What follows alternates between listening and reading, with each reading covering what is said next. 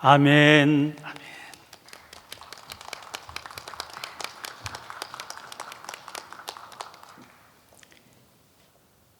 코로나19 사태로 세상이 어수선합니다. 교회도 예배당 문을 닫아 걸고 지냈습니다.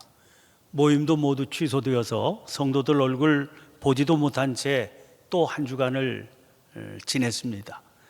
그나마 흡족하지는 않아도 전화로 혹은 카톡 같은 SNS로 소식을 나눌 수 있는 것만 가지고도 감사한 일이죠. 지난주일 온라인 예배를 드린 후에 성도들이 보내온 소식을 접했습니다.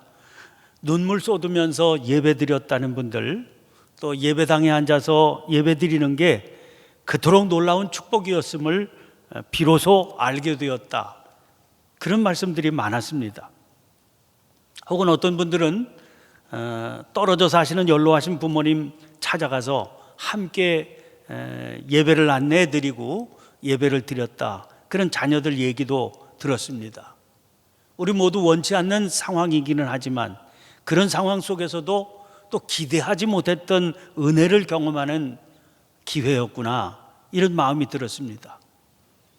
이번 주간에도 저희들이 할 수 있는 한 최선을 다해 봤지만 어쩔 수 없이 여전히 이 예배에서 소외되시는 그런 분들이 계십니다. 연세 높으신 어른들이 대부분이시죠. 우리 교회로서는 참으로 소중한 어른들이십니다. 안타까운 마음으로 조금이라도 그 소외를 덜어보기 위해서 계속해서 더 지혜와 마음을 모으고 연구하고 있습니다. 어쩔 수 없는 한계가 안타깝지만 그 안타까운 한계까지도 한번 넘어보기 위해서 의논을 거듭하고 연구를 계속하고 있습니다. 지난 주일에 생전 처음 온라인 예배 드린 후에 예배당 문을 걸어 잠그고 한 주간을 보냈습니다. 대면 접촉이 이루어지지 않는 아주 생소한 목회의 경험을 했지요. 누구를 찾아갈 수도 없고 또 만나기도 어려운 형편이었습니다. 이런 상황 속에서 제단의 불이 꺼지지 않게 하라 하는 레위기 6장 9절 말씀이 떠올랐습니다. 전임 사역자인 교역자들, 직원들이 1시간씩 기도 당번 정하고 릴레이 기도를 진행했습니다. 사태가 끝날 때까지 이 기도는 계속될 겁니다. 온 성도들에게도 함께 드리는 중보기도 부탁드렸지요. 함께 기도한 시간을 정오로 제안해 드렸습니다마는 꼭 그 시간이 아니어도 좋을 겁니다. 하루 한 번은 가능한 시간을 정해서 기도에 꼭 동참해 주시기를 부탁드립니다. 지난 주간부터 감염 예방을 위한 캠페인에 자주 부쩍 등장하게 된 말이 사회적 거리두기라고 하는 말입니다. 방역 당국에서 말하는 사회적 거리라고 하는 것은 기침을 하거나 말을 할 때 침방울이 튀는 정도의 거리, 그런 거리를 개인들이 띄어서 생활하자, 그런 얘기지요. 그 거리가 구체적으로는 2m 정도라고 합니다. 그 정도 거리를 두고 다른 사람과 접촉을 하면 감염을 예방할 수 있다, 그런 얘기지요. 그런데 그냥 2m 간격을 떼라 이러지 않고 사회적 거리 두기, 이렇게 말하고 있는 겁니다. 그래서 이 사회적 거리라고 하는 말이 어디에서 나온 것인지 궁금한 생각이 들었습니다. 알아보니까 이 말은 미국의 문화 인류학자인 에드워드 홀이라고 하는 분이 자기의 책 숨겨진 차원이라고 하는 저서에서 만들어서 소개한 용어라고 합니다. 그는 사람 사이에 떨어진 거리는 인간 관계에 따라서 4단계가 있다, 그렇게 설명합니다. 1단계는 가족이나 연인 사이에 형성되는 친밀한 거리입니다. 서로의 숨결까지도 닿을 수 있는 아주 붙어있는 0cm에서 45cm까지의 거리입니다. 2단계가 친구나 가까운 사람 사이의 거리로 개인적인 거리, 이렇게 이름을 붙였습니다. 격식과 비격식을 넘나드는 46cm에서 120cm까지의 거리입니다. 그가 말하는 3단계가 바로 사회적 거리입니다. 이 거리는 120cm에서 360cm까지의 거리입니다. 일반적으로 사회생활을 할 때 유지되는 거리입니다. 업무상 만나게 되는 사람들과 지키는 거리입니다. 이 거리는 제3자가 끼어들어도 부담스럽지 않은 그런 공간이 양자 사이에 형성될 수 있습니다. 마지막 4단계가 공연을 하거나 무슨 연설을 하거나 할 때에 무대와 청중들 사이의 거리인 공적인 거리입니다. 360cm 이상 유지되는 거리지요.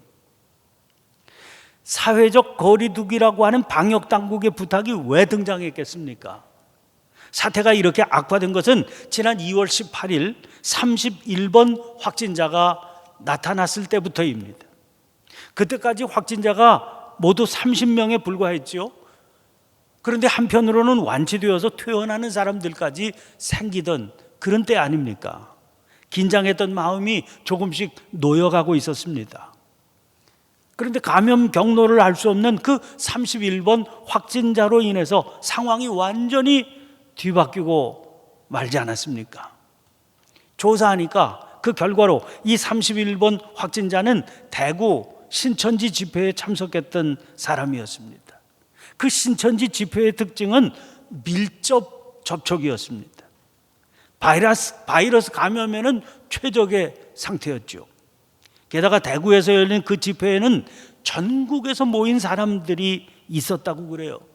거기서 감염된 이들이 전국으로 흩어져서 같은 식의 모임을 가졌고 결국 바이러스는 전국으로 퍼져나가게 된 겁니다. 그동안 우리 교회에서 신천지 얘기 꺼내봐야 일반 국민들은 별로 관심도 없었던 것 같아요.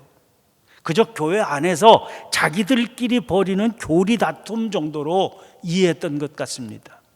그러나 이번에는 사정이 달랐습니다. 온 국민들의 관심이 그들에게 집중되지 않았습니까? 하나하나 그들의 작태가 밝혀질 때마다 놀라움 또 충격을 안겨주었습니다. 저는 특별히 그들이 사람 사이에 만들어가는 거리에 관심을 두게 됐습니다. 그들이 그렇게 급성장을 하게 된 이유가 어디에 있을까요? 특별히 20대, 30대가 다수라고 그러는데 그들이 다수가 된 이유가 어디에 있겠습니까? 한마디로 거리 좁히기입니다. 그것은 자기들의 삶에서 3단계, 4단계의 거리만 있었을 뿐인 사람들과 2단계의 거리를 만들어내고 다시 그 거리를 1단계로 좁혀가는 그런 방식이었습니다.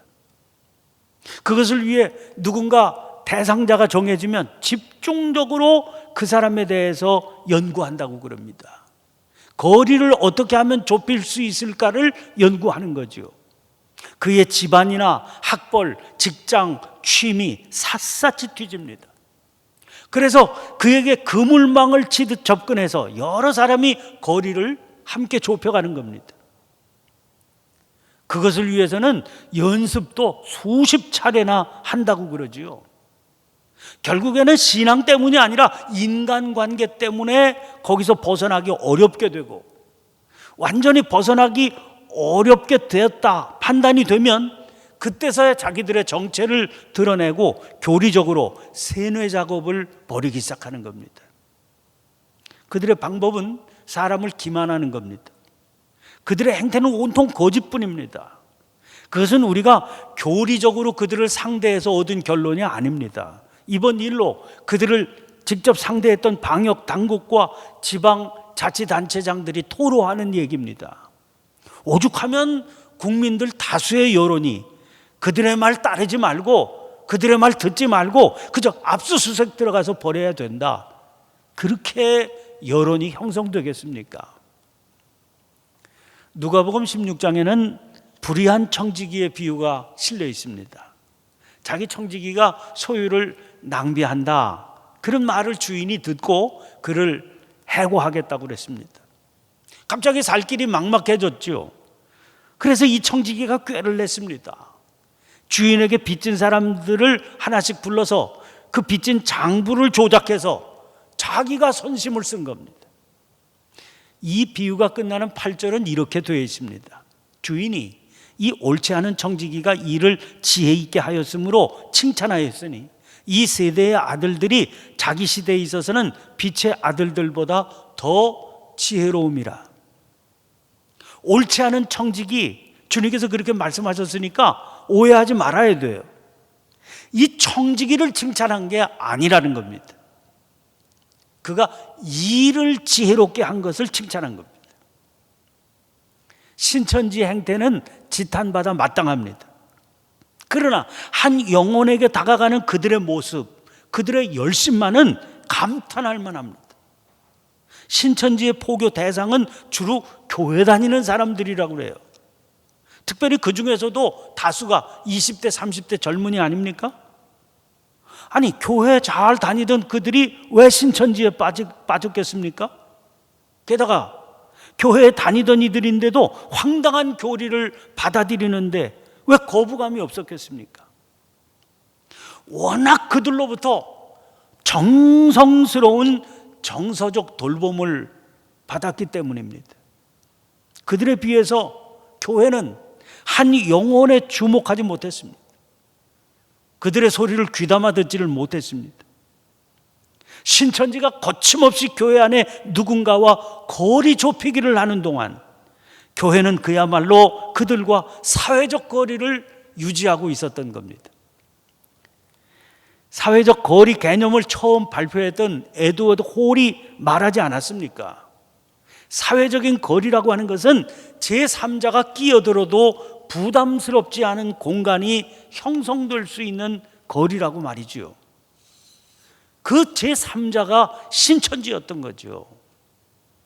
그러므로 오늘 우리들이 처한 이 아픈 상황은 이 시대의 교회와 성도인 우리들에게 책임의 일단이 있다고 봐야 됩니다. 그래서 마땅히 스스로의 모습을 돌아볼 수 있어야 됩니다. 그 돌아봄을 통해서 교회를 진정한 교회가 되게 하는 정화의 계기로 삼아야 될 줄 압니다. 그런 마음으로 오늘 본문 말씀을 붙들게 됐습니다. 오늘 본문 말씀이 실려있는 고린도 후서는 바울의 편지입니다. 그런데 이 편지를 쓰게 된 정황이 참 복잡하고 또 심란합니다. 고린도 후서를 쓰기 전에 편지가 고린도 전서겠지요. 고린도 전서는 고린도 교회가 몹시 어지러운 상황 가운데 있을 때 보낸 편지입니다. 이 고린도 교회는 사도 바울이 개척해서 설립한 교회입니다. 사도행전 18장에 그 당시의 정황이 비교적 상세하게 기록이 되어 있습니다. 바울은 그때 아굴라, 브리스길라, 네웨와 함께 천막을 만드는 일로 생계를 유지하면서 1년 반 동안 거기 머무르면서 그곳 사람들에게 복음을 전했습니다. 당시로서는 1년 반이 상당히 긴 시간이었죠. 그만큼 힘을 쏟고 그만큼 공을 들였던 교회입니다. 고린도전서 4장 15절에 그리스도 안에서 1만 스승이 있으되 아버지는 많지 아니하니 그리스도 예수 안에서 내가 복음으로써 너희를 낳았음이라. 이렇게 말씀한 것을 보아도 이 교회를 향한 바울의 마음을 엿볼 수가 있습니다. 그런데 문제는 바울이 그 교회를 떠나고 난 후에 일어났습니다. 교회 안에서 성도들이 패가 갈려 다투었습니다. 세상적인 지혜가 교회를 어지럽혔을 뿐만 아니라 성적인 문란함도 저질러지고 있었습니다. 영적으로 도덕적으로 문란해지니까 교회 질서 찾아보기 어려울 정도가 됐습니다. 심지어 교회 안의 문제를 세상 법정까지 끌고 가서 믿지 않는 사람들에게 판단을 구할 그런 지경이 됐습니다. 이와 같은 사정을 접하게 된 바울은 안타까운 마음으로 편지를 보냈는데 그 편지가 고린도 전서입니다. 그 편지를 보내고도 안심이 되지 않았어요. 그래서 급한 마음에 원래 여행 계획을 취소하고 직접 고린도를 찾아갔습니다. 그런데 이 방문에서 바울은 고린도 교회 누군가로부터 개인적으로 심한 모욕을 당했습니다. 그 교회가 어지러워진 것은 팔레스타인에서 온 유대파 그리스도인들 때문이거든요. 그들은 자기들이 지니고 온 추천장을 내보이면서 자기들이 정통파다 이렇게 주장했습니다. 또 자기들의 특별한 영적인 체험과 성경 해석을 자랑했습니다. 그들의 자랑은 그런 자기들에 비해서 초라하고 보잘것없는 바울의 외양, 어눌하기 짝이 없는 말솜씨, 이런 걸 비난하기 위한 것이었어요. 거기 휘둘려서 일어난 혼란이었거든요. 그러니 바울이 직접 고린도를 방문했다고 그래서 무슨 사태의 해결을 기대할 수 있었겠습니까? 참담하게 고린도를 다녀온 뒤로 그 교회에 다시 편지를 보낼 때 눈물로 너희에게 썼다 그랬을 정도입니다. 그때 바울이 받은 충격이 얼마나 컸을까 우리 짐작할 수 있습니다. 그래서 디도편에 편지를 보낸 것만으로는 마음이 놓이지 않아서 가만히 앉아 기다릴 수가 없을 정도가 됐습니다. 그런데 돌아온 디도로부터 기쁜 소식을 듣게 됩니다. 교회가 뒤늦게 자기들의 잘못을 깨닫고 돌이키기로 했다는 겁니다. 그 소식 듣고 감격하고 감사한 마음으로 쓴 편지가 바로 지금 우리가 읽고 있는 고린도 후서인 겁니다. 자, 이제 오늘 본문 말씀으로 눈을 돌려보시기를 바랍니다. 바울은 고린도 교인들로부터 모욕적인 대우를 받았습니다. 그럼에도 그는 내칠 수가 없었습니다. 왜 그랬을까요? 14절 상반절 말씀 보세요. 그리스도의 사랑이 우리를 강권하시는도다. 강권하시는 그 사랑은 어떤 사랑이겠습니까? 한 사람이 모든 사람을 대신하여 죽은 사랑입니다. 여기 말씀하고 있는 한 사람은 그리스도십니다. 그가 모든 사람을 대신해서 죽으셨다는 거예요. 모든 사람이라고 그랬으니까 이 말씀을 전하고 있는 사도 바울은 물론이지만 이 말씀을 듣는 사람들 또한 여기 다 해당이 되는 내용이 아니겠습니까? 그러면 그리스도는 도대체 무엇을 위해 죽으셨겠습니까? 오늘 15절 말씀 보세요. 그가 모든 사람을 대신하여 죽으심은 살아있는 자들로 하여금 다시는 그들 자신을 위해서 살지 않고 오직 그들을 대신해서 죽었다가 다시 살아나신 이를 위하여 살게 하려 함이라. 이 사실을 분명히 알았습니다. 그리고 믿음으로 받아들였습니다. 그러니 어떻게 그 사랑의 강권하심을 따르지 않을 수 있었겠어요? 그러므로 바울은 고백합니다. 16절 상반절입니다. 그러므로 우리가 이제부터는 어떤 사람도 육신을 따라 알지 아니하노라. 새번역 성경은 이 부분을 이렇게 옮기고 있습니다. 그러므로 이제부터 우리는 아무도 육신의 잣대로 알려고 하지 않습니다. 여러분, 여기 등장하는 육신의 잣대란 그의 지위, 그의 재산 같은 외형적인 모습만 의미하지는 않을 겁니다. 그의 성품이나 그 성품에서 비롯된 삶의 행태 같은 것들까지도 포함할 겁니다. 한마디로 그가 어떤 사람이고 그가 어떻게 나에게 대하든 이런 말입니다. 이어지는 17절 말씀입니다. 그런즉 누구든지 그리스도 안에 있으면 새로운 피조물이라. 이전 것은 지나갔으니 보라 새 것이 되었도다. 그리스도 안에 있기 때문에 이런 시선을 가지고 누군가를 볼 수 있게 된 그 사람이 새로운 피조물입니다. 어디 그뿐입니까?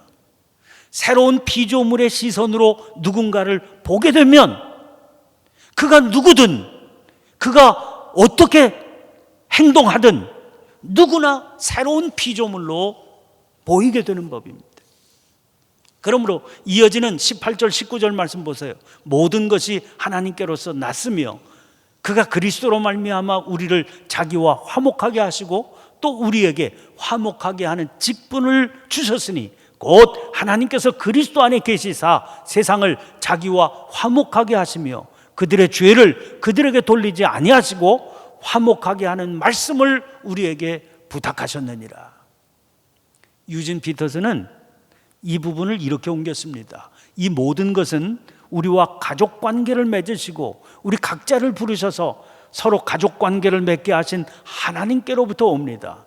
하나님께서는 메시아를 통해 이 세상을 그분과 화해시키셨고 죄를 용서하심으로 이 세상이 새로운 출발을 하게 하셨습니다. 하나님께서는 그분이 지금 하고 계신 일을 모든 사람에게 알리는 임무를 우리에게 맡기셨습니다. 그가 여기서 가족 관계라고 번역한 그 말씀을 주목해 보셔야 돼요. 하나님께서 우리를 강권하시는 그 사랑은 우리 모두를 가족 관계로 묶으시는 그런 사랑입니다. 사랑하는 성도 여러분, 많은 분들이 주일날 예배당에 함께 모여서 예배드리는 일상을 그리워하고 예배드리지 못하게 된 현실을 안타까워하셔요. 그러나 여러분, 함께 모여서 예배드린다 하는 게 뭘까요? 단순히 한 자리에 가까이 밀접해서 앉아 있는 것만으로는 함께 모인 게 아니다. 지금 그렇게 말씀을 주고 계시는 거예요. 장소는 함께 있어도 그 거리, 서로의 가지고 있는 거리가 사회적인 거리였다면 그건 함께 모여 있는 게 아니기 때문입니다. 거꾸로 멀리 떨어져 있어도 그 거리가 1단계 친밀한 거리일 수도 있습니다. 그게 바로 신앙 안에서 이루어지는 거리인 겁니다. 그러므로 우리가 정말 안타까워해야 할 일은 따로 있어요. 그동안 주님을 믿는 성도라던 우리들의 신앙적인 거리는 어떤 거리였을까요? 가족의 거리, 사랑하는 사람의 거리인 친밀한 거리였습니까? 아니면 사회적인 거리, 공적인 거리였습니까? 그 거리가 친밀한 거리였다면 감염 예방을 위해서 일정 시간 떨어져서 영상으로 흩어져 예배를 드려도 아무런 문제될 게 없습니다. 그 겉모습, 그 물리적인 거리와 관계없이 우리는 지금 함께 예배드리고 있는 것이기 때문입니다. 그러나 아무리 한자리에 모여서 예배드리고 있다 할지라도 같이 있는 우리들의 거리가 사회적인 거리, 공적인 거리를 두고 있다면 그게 문제인 겁니다. 그 거리는 엉뚱한 제3자가 들어와서 회방을 놓을 수 있는 거리거든요. 그러므로 그 예배는 하나님께서 기뻐 받으시는 공동체의 예배가 될 수 없는 겁니다. 방역 당국은 감염 예방을 위해서 사회적 거리 두기를 강력하게 요구하고 있습니다. 당연히 시민의 한 사람으로 우리들이 그 권고에 따라야 될 겁니다. 그러나 그것은 방역 당국에서 강조하고 권고하고 있는 그 거리는 물리적인 거리 2m일 뿐이에요. 사회적인 거리 두기를 하고 있는 이때를 우리들은 신앙적으로는 거리 좁히기의 기회로 삼을 수 있기를 바랍니다. 기도 가운데 서로를 소중히 여기고 그리워하는 사랑 안에서 만나는 시간으로 만들어 가시기를 바랍니다. 그래서 이 상황이 종료되고 다시 얼굴과 얼굴을 맞대고 만나게 되는 날, 가까이에서 서로의 숨결을 나누며 함께 하나님 앞에 뜨겁게 예배할 수 있게 되시기를 간절히 축원합니다. 마지막으로 나해철 시인의 사랑하는 사람들만 무정한 세월을 이긴다, 이런 제목의 시를 소개해 드리겠습니다. 사랑하는 사람들만 무정한 세월을 이긴다. 때로는 나란히 선 키 큰 나무가 되어, 때로는 바위 그늘에 들꽃이 되어, 또다시 겨울이 와서 온 산과 들이 비워진다 해도 여인 얼굴 마주보며 빛나게 웃어라. 두 그루 키 큰 나무의 하늘 쪽 끝머리마다 벌써 포근한 봄빛은 내려앉고 바위 그늘 속 어깨 기댄 들꽃에 땅 깊은 무릎 아래서 벌써 따뜻한 물은 흘러라. 또다시 겨울이 와서 세월은 무정타고 말하여져도 사랑하는 사람들은 벌써 봄 향기 속에 있으니 여인 얼굴로도 바라보며 빛나게 웃어라. 기도하겠습니다. 사랑의 하나님, 전염병 감염을 피하기 위해 성도들이 예배의 자리에 함께하지 못한 채 흩어져 예배드린 지 2주간이 되었습니다. 한 자리에서 함께 모여드리는 예배가 당연한 것이 아니라 놀라운 은총이며 축복이었고, 우리가 택하여 드리는 것이 아니라 하나님의 각별한 선물이었음을 깊이 깨닫고 있습니다. 이 시간이 그동안 저희들이 깨닫지 못하고 지니고 살았던 완악함이 깨어지는 시간이 되게 해 주시옵소서. 또한 하나님께서 원하시는 한 자리에서 함께 드리는 예배가 다만 물리적인 함께 있음이 아니었음도 깨닫게 해 주시옵소서. 서로의 소중함을 깊이 깨닫고 신앙적인 거리 좁히기의 기회로 삼게 해 주시옵소서. 뜻하지 않은 어려움의 시기에 저희를 더욱 깊은 은혜로 이끌어 주시는 그리스도 예수님의 이름으로 기도하옵나이다. 아멘. 아멘.